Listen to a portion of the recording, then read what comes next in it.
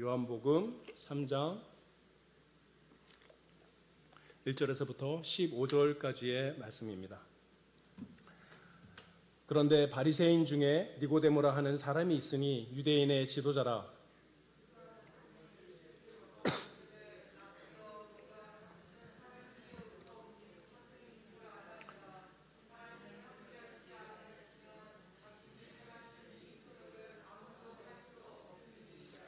예수께서 대답하여 이르시되 진실로 진실로 내게 이르노니 사람이 거듭나지 아니하면 하나님의 나라를 볼 수 없느니라.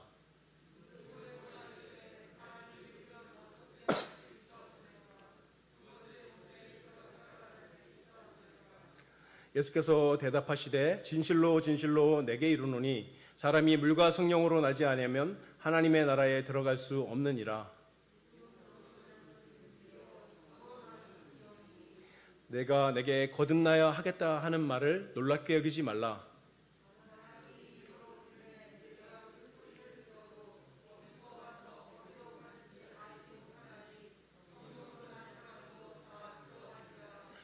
니고데모가 대답하여 이르되 어찌하여 그러한 일이 있을 수 있나이까?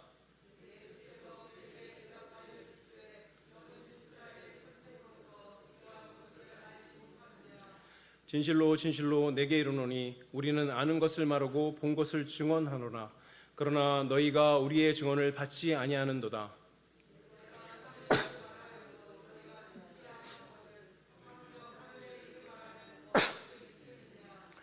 하늘에서 내려온 자 곧 인자 외에 하늘에 올라간 자가 없느니라.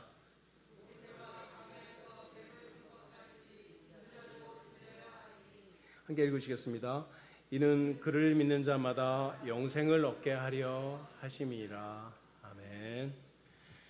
대부분의 경우에 한 나라나 민족이 멸망할 때는 멸망하기 전에 먼저 어떤 과정들이 있죠. 사회가 굉장히 불안한 상태가 오래 진행되기 마련입니다. 그죠? 부정부패가 많아지고 부조리가 만연해지고 또 매국노들이 득세하고 외세가 침범해오고 이런 과정들을 거치다가 나라가 망하게 되지 가만히 있다가 그냥 망하는 경우는 거의 없죠. 구한말에도 이런 현상이 우리나라에 있었죠.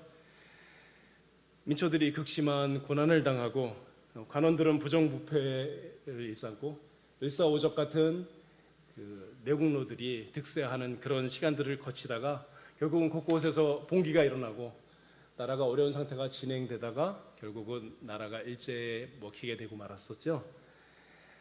어느 나라나 그러한 때는 탄식하는 지식인들의 계층이 있기 마련이죠. 진짜로 지식이 있고 나라를 걱정하는 사람들이 있기 마련입니다. 망해가는 조국을 바라보면서 지식이 있기 때문에 뭐가 옳은지 뭐가 그른지 정확하게 알고 탄식하면서 고통하는 사람들이 있었죠.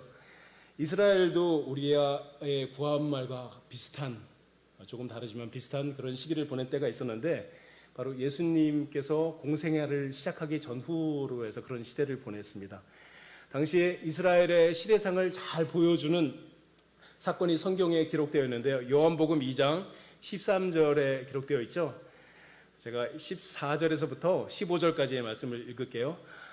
성전 안에서 소와 양과 비둘기 파는 사람들과 돈 바꾸는 사람들이 앉아 있는 것을 보시고 노끈으로 채찍을 만드사 양이나 소나 소를 다 성전에서 내쫓으시고 돈 바꾸는 사람들을 돈을 쏟으시며 상을 엎으시고 비둘기 파는 사람들에게 이르시되 이것을 여기서 가져가라. 내 아버지의 집으로 장사하는 집을 만들지 말라 하시니. 우리가 많이 듣고 배웠던 말씀이죠. 그렇죠? 예수님께서 십자가에 못 박혀 돌아가실 때 대제사장은 가야바였지만 그의 장인 안나스가 대제사장 노릇을 같이 하고 있었어요. 그래서 대제사장들 이렇게 얘기했었죠. 이 안나스라는 사람은 굉장히 사악하고 출세지향적인 사람입니다. 대제사장은 원래 누구만 할 수 있는 거예요? 레위인들만 할 수 있는 건데 구레뇨라는 총독한테 돈을 주고 매수해서 그걸 사버리죠. 산 다음에 자기하고 자기의 아들들하고 사위하고 나이 순서대로 돌아가면서 대제사장을 계속 캐먹는 일을 벌이게 됐죠. 이들의 횡포가 얼마나 심했는지 안나스의 점포라는 게 예루살렘에 있었어요. 이 점포에서는 뭐였냐면 제사 때 드릴 짐승을 파는 곳이었습니다. 사람들이 오면 어떡하죠?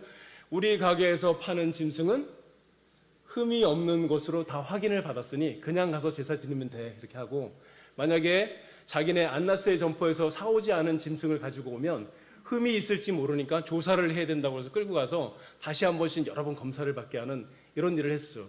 사람들은 불편하지 않기 위해서 어쩔 수 없이 안나스의 가게에서 파는 그 짐승을 사서 제사를 드리게 됐죠. 처음에는 예루살렘 성 밖에 있었는데 시간이 지나니까 성전에 가지고 들어와서 그 제사에 지낼 짐승들을 팔았습니다. 그뿐만 아니라 외국에서 오는 사람들이 환전을 해야 되니까 환전소를 차려놓고 또 거기서 돈벌이를 해왔었죠. 그렇죠? 그러면서 많은 폭리를 남겼습니다. 안나스 일가는 로마의 권력에 뒷배를 두고 그리고 온갖 악을 다 행했던 사람들이죠. 대제사장, 제사장들이라고 하면 이스라엘의 정신이요 지도자들인데 그들이 다 타락하고 완전히 망해버렸죠. 신앙적인 지도력이라는 것은 더 이상 없는 시대가 되었습니다. 어떤 책에 보니까 사람들이 안나스 집안을 얼마나 싫어했는지 예루살렘 성전 벽에다가 썼다 그래요. 안나스 일가는 저주를 받을지어다. 안나스 일가, 독사 같은 자들은 저주를 받을지어다. 이렇게 막 써놓고 그랬다 그래요. 이때가 예수님께서 공세기를 시작하면서 성전에 올라가셔서 안나스 일가에 매매하는 물건들을 뒤집어 엎는 일, 그러니까 성전을 정화하는 일을 하셨죠. 놀라운 일이에요. 왜냐하면 최고의 권력가인 안나스의 권세가 아주 그냥 강할 때였는데 안나스의 점포를 뒤집어 엎었는데 안나스 일가가 가만히 있었죠. 이것도 굉장히 신비한 일이에요. 보통 사람이 그랬으면 난리가 났겠죠. 붙잡혀 가서 아마 심하게 매를 맞거나 그 배상을 해줬어야 될 거예요. 예수님께서 성전을 정화하실 때는 그러지 못했어요. 왜 못했을까요? 거기에 예수님의 신적 권위가 나타난 거죠. 감히 그렇게 할 수가 없었던 거예요. 또 당시에 세대상으로는 여심당원이죠. 그 진로 땅이라 그래서 그 독립운동하는 사람들이 곳곳에서 자기 그 이스라엘을 침범한 자들과 외세와 영합하는 자들에 대해서 그 폭력을 가하던 그런 시대였습니다. 나라의 분위기가 굉장히 살벌하겠죠. 뭐 그냥 엉망진창인 것이죠. 곳곳에서 폭력 사태가 일어나고 봉기가 일어나고 그것을 진압하는 일이 일어나고 종교 지도자들은 돈벌이에 급급하여 있는 그런 상태, 멸망을 앞둔 나라의 상태, 그죠? 그리고 시간이 지나서 쌓이고 쌓여서 주 70년에 로마에 의해서 이스라엘을 완전히 멸망하게 되죠. 이러한 때 양심적인 지식인들이 있었는데 조국의 미래를 걱정하고 탄식하며 나온 양심적인 바리새인이 바로 니고데모입니다. 이 니고데모가 어느 날 밤에 예수님을 찾아오게 됩니다. 지금 이때는 시기적으로 아직 그 예수님의 공세기 초기였어요. 그렇기 때문에 예수님이 바리새인들에게 미움을 받거나 바리새인들이 예수님을 죽이겠다고 작당하거나 그런 시기가 아니었어요. 그런데 니고데모는 예수님께 찾아와서 예수님께 뭔가 질문을 하죠. 3장 2절에 보면 이렇게 써 있습니다. 그가 밤에 예수님께 와서 이르되 납비여 우리가 당신은 하나님께로부터 오신 선생인 줄을 아나이다. 하나님이 함께 하시지 아니하시면 당신이 행하시는 이 표적을 도무지 할 수 없음이니이다. 그렇죠. 표적이라는 말은 예수님께서 어떤 기적을 일으키시거나 어떤 행동을 하시면 거기에서 그것으로 말미암아 주는 메시지가 있다는 말이에요. 그러니까 표적 그러면 사람들이 기적을 보고 깜짝 놀라죠. 그렇게 말했으면 그냥 별 의미가 없는데 그 기적을 보고 거기에 어떤 메시지가 있구나, 어떤 계시가 있구나, 그럴 때 표적이라는 말을 쓰게 됩니다. 그런 의미에서 보면 성전을 깨끗하게 하신 것도 하나의 표적인 것이죠. 장차 예수님께서 하실 일을 표적으로 보여주신 것이죠. 사람들이 기적이 일어나는 것을 보면 놀라워하고 대부분 어떻게 돼요? 자기도 그런 능력이 있었으면 좋겠다 하죠. 누군가가 병든 사람을 고쳐주면 나에게도 그런 능력이 있고, 누군가가 귀신을 내쫓으면 나에게도 그런 능력이 있으면 좋겠다 하고 생각하는 경우들이 많이 있습니다. 그리고 실제로 지금도 자기에게 그런 능력이 있다고 말하는 분들이 있어요. 안수하면 병이 낫고, 그렇죠? 그 예수의 이름으로 물러가라 하면 귀신이 쫓겨나가고, 그런 일들을 사람들이 원하고 좋아하는 경우가 많이 있습니다. 그런데 그런 것을 잘하는 사람들 중에서 정작 하나님의 나라의 도리에 대해서는 아는 것이 아무것도 없는 사람들이 굉장히 많아요. 요즘에도 그 길을 가다 보면 보는 게 있는데 신앙촌 상해라고 이 동네에도 아마 있을 거예요. 그 신앙촌이라고 아주 오래전에 박태선이라는 이단이 만든 그 신앙 이단 단체죠. 거기 사는 신앙촌 상해가 아직도 그 곳곳에 있어요. 이제 어른들한테 얘기를 들어보니까 이 박태선 씨가 장충체육관에 모아놓고 집회를 했대요. 집회를 하고 나면 트럭 1.5톤 트럭으로 한 트럭씩 휠체어하고 목발이 나왔다 그래요. 사람들이 병이 나으려고 거기로 잔뜩 모여드는 것이죠. 그렇죠?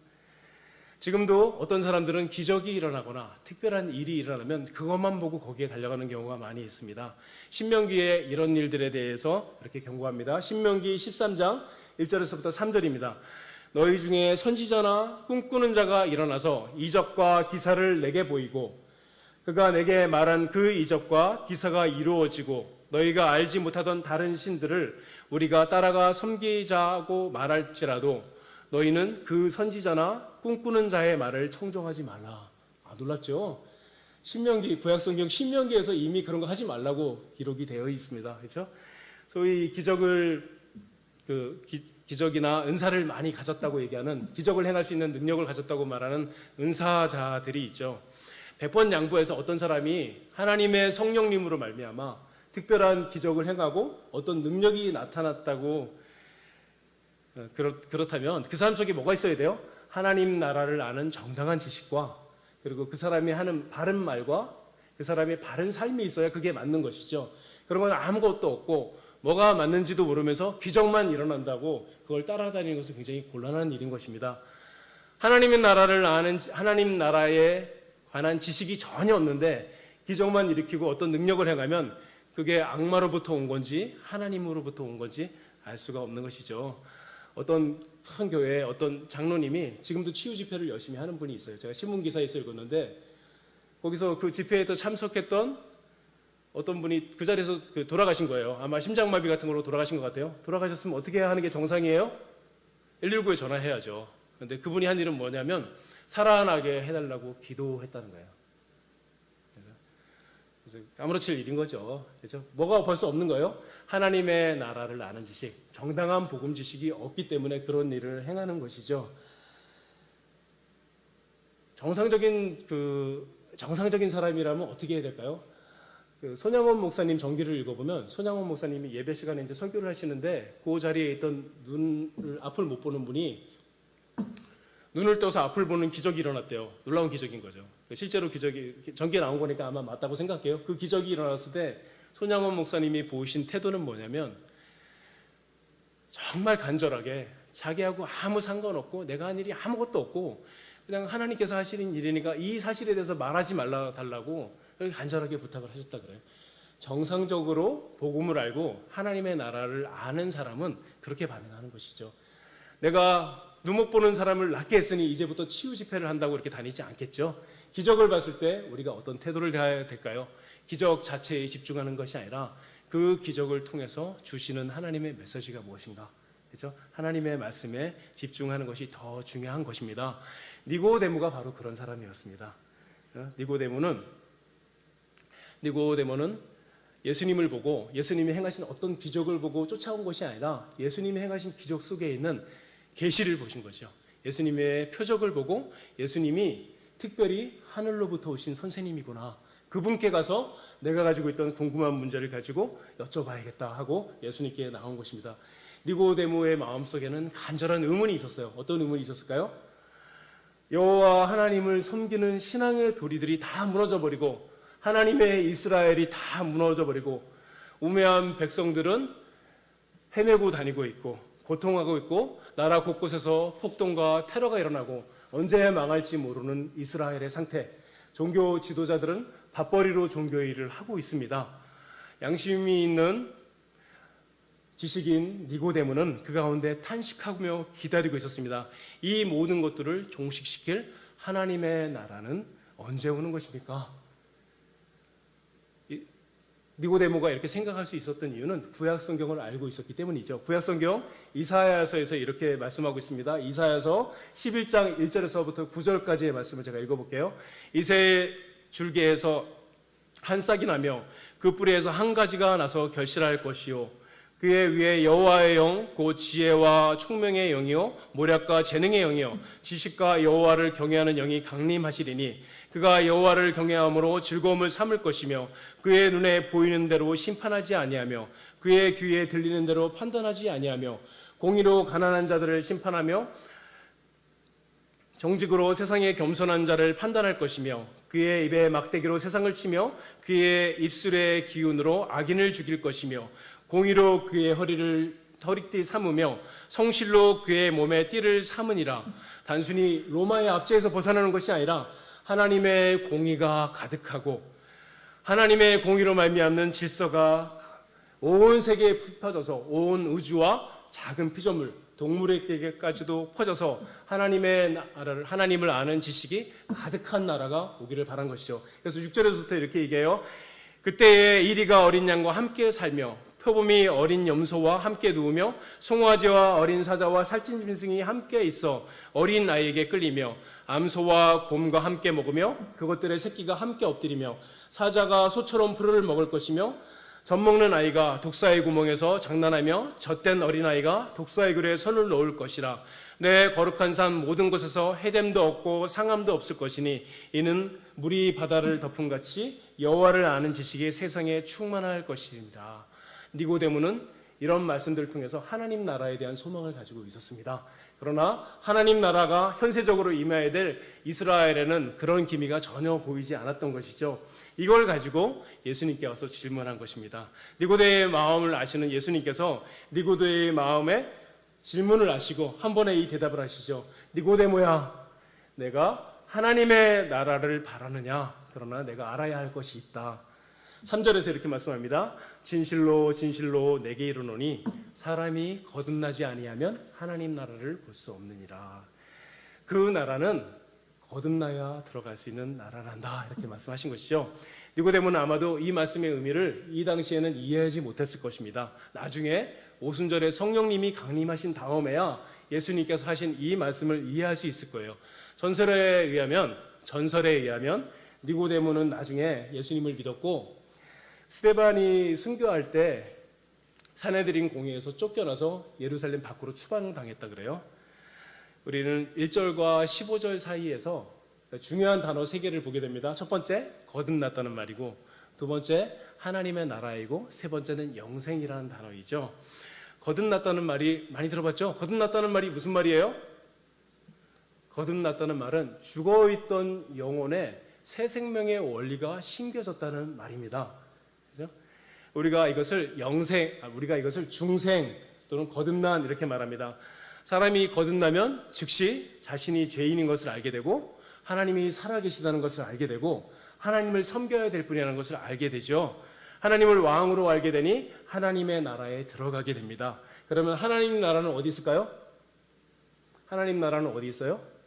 우리가 천국 그러면 천국이라는 말이 하나님의 나라라는 말이에요. 다시 한번요. 이제부터 교회에서나 어디에서 사람들이 천국 그러면 천국이라는 말은 하나님의 나라이다, 이렇게 여러분들 머릿속에 잘 기억하셔야 됩니다. 천국은 언제 갈 거예요? 죽어서만 가는 것이 천국이 아니죠. 살아있는 동안 하나님의 나라에 들어간 사람이 나중에 죽어서도 하나님 나라 천국에 들어가게 돼요. 그런 사람들이 나중에 어떻게 되죠? 예수님께서 다시 오실 때 새하늘과 새 땅이라는 하나님 나라에서 영원토록 살게 되는 것이에요. 잘 기억하십시오. 천국은 죽어서만 가는 것이 아니라 살아있는 동안 예수를 믿는 사람이 들어가는 것이 천국이에요. 살아있는 동안 예수를 믿고 천국에 들어가는 사람이 죽어서도 자연스럽게 천국에 가는 거예요. 이 사실을 기억하시기 바라요.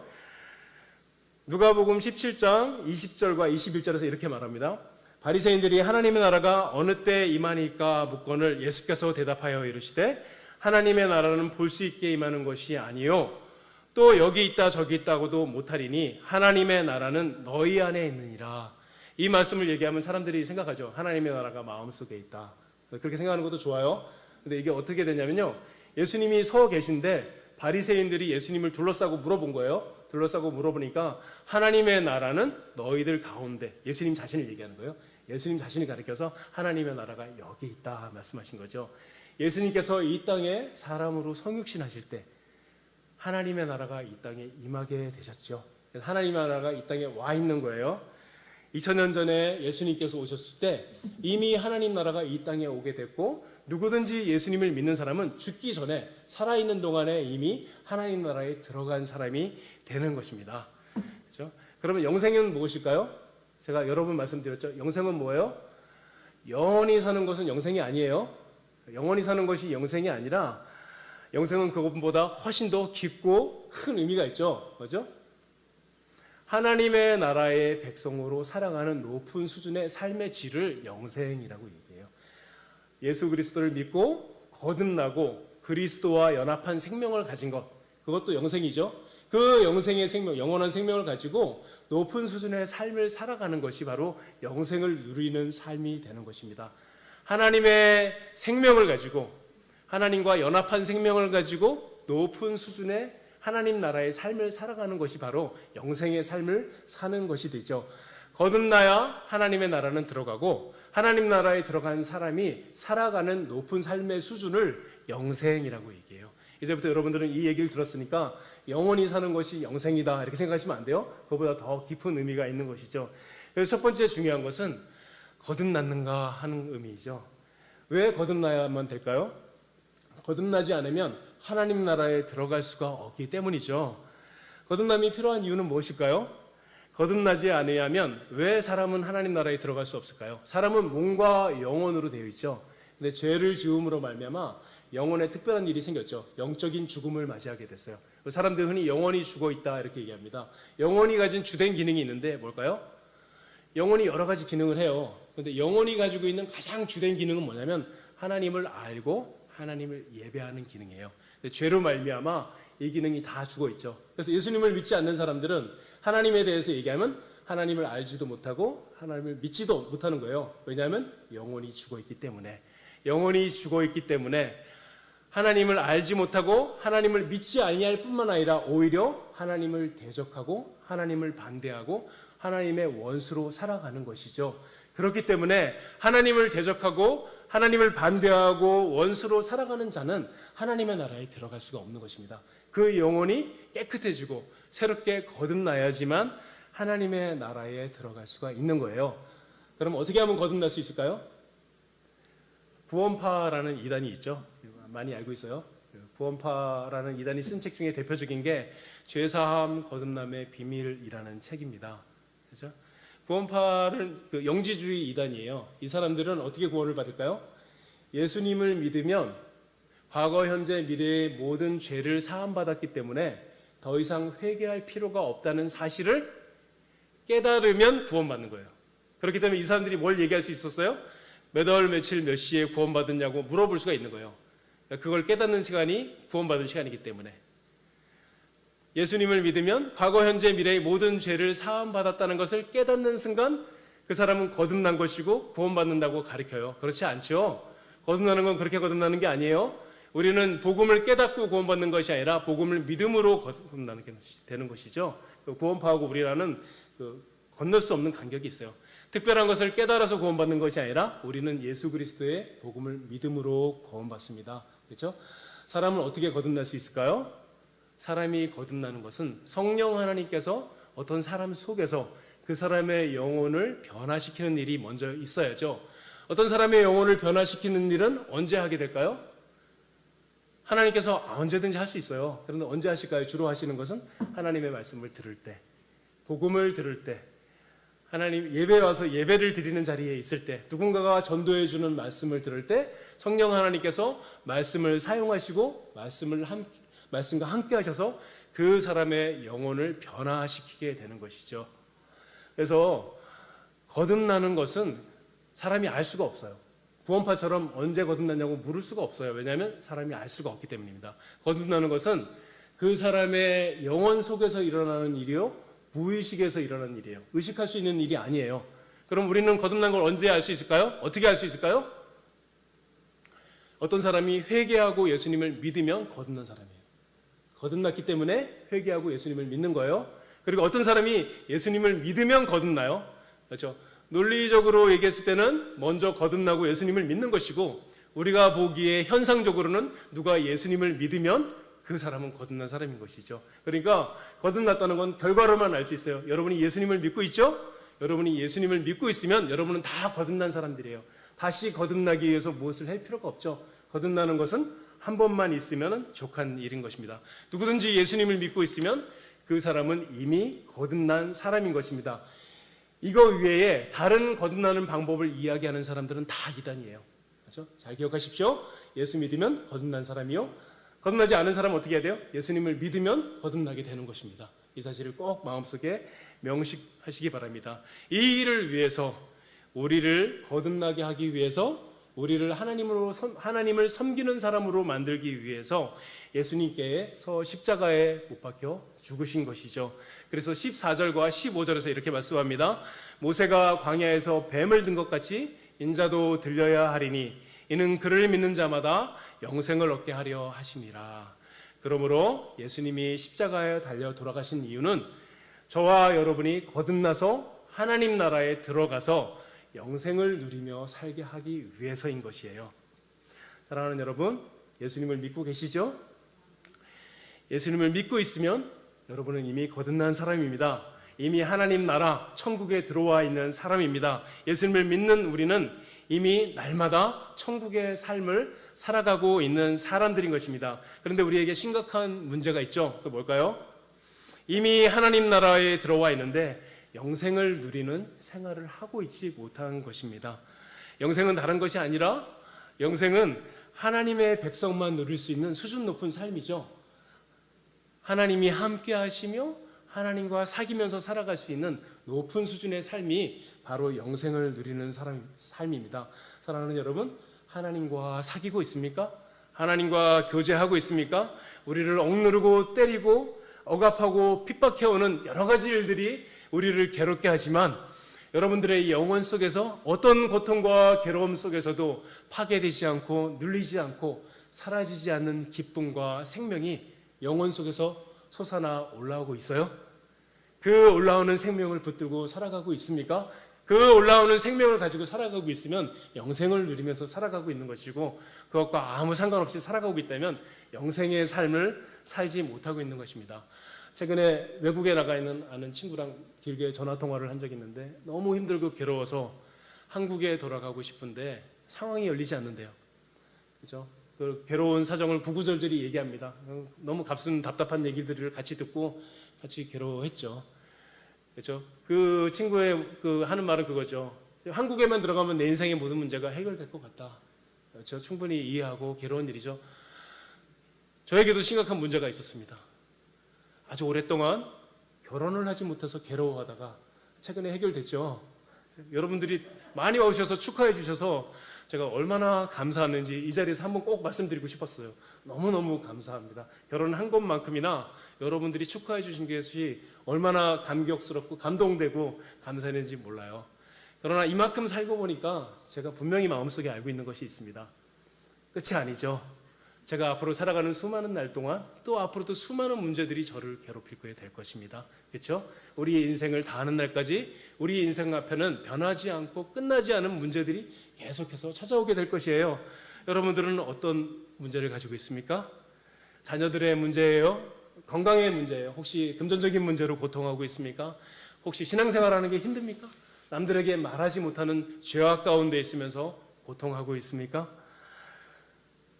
사랑하는 여러분, 우리가 살아가는 동안 만나는 모든 문제들은 문제가 커서 힘든 것이 아닙니다. 문제가 강력해서 힘든 것이 아니에요. 문제 가운데 우리가 힘들어하고 절망해야 할 것은 문제 때문이 아니라 영생을 누리는 삶이 없기 때문에 그 문제를 이겨낼 힘이 없는 것이죠. 문제에 맞닥뜨렸을 때도 우리가 변함없이 유지해야 될 건 뭐예요? 하나님과 사귀는 삶인 것이죠. 하나님과 사귀는 정상적인 삶에서 우리들이 만나는 수많은 문제들을 이겨낼 수 있는 힘을 얻는 것이에요. 그것이 없는 것이 우리 인생의 가장 큰 문제가 아닐까 생각하게 됩니다. 마음이 무너질 것 같은 고통을 만나도 오랫동안 해결되지 않는 문제가 내 인생 끝날까지 내 인생을 차지할 것 같아도 우리의 영혼이 하나님과 사귀고 있다면, 영원한 기쁨과 영원한 행복이 나의 영혼 속에서 올라오고 있다면 우리는 문제를 이길 수 있는 힘을 가진 사람이고 우리는 영생을 누리면서 살아가는 사람들인 것입니다. 그렇게 살아가는 우리들이 되었으면 좋겠어요. 우리가 미국에 있건 영국에 있건 어느 나라에 있건 어느 문제를 만나건 우리 안에 그리스도의 사랑이 가득하고 하나님과 사귀는 기쁨이 있고 하나님의 인도하심을 따라 살아갈 수 있는 생활이 나에게 있다면 우리는 이미 하나님의 나라에서 영생을 누리고 살아가고 있는 것이고, 우리가 만나는 수많은 문제들은 하나님의 나라가 어떤 것인지 세상에 나타내 보이는 일들에 불과한 것이죠. 우리의 문제는 하나님의 나라를 소개하는 간증거리들에 불과한 것입니다. 사랑하는 여러분, 힘을 내시기 바랍니다. 그리고 마음속으로 결심했으면 좋겠습니다. 영생을 이미 얻었는데 그 영생을 누리지 못하고 있으니 가슴이 아픈 일입니다. 하나님 도와주십시오. 이제부터 문제를 해결해 달라고 기도하는 것이 아니라 영생을 누리는 사람으로 문제를 이기며 살아가기 원합니다. 저를 도와주십시오 하고 기도했으면 좋겠습니다.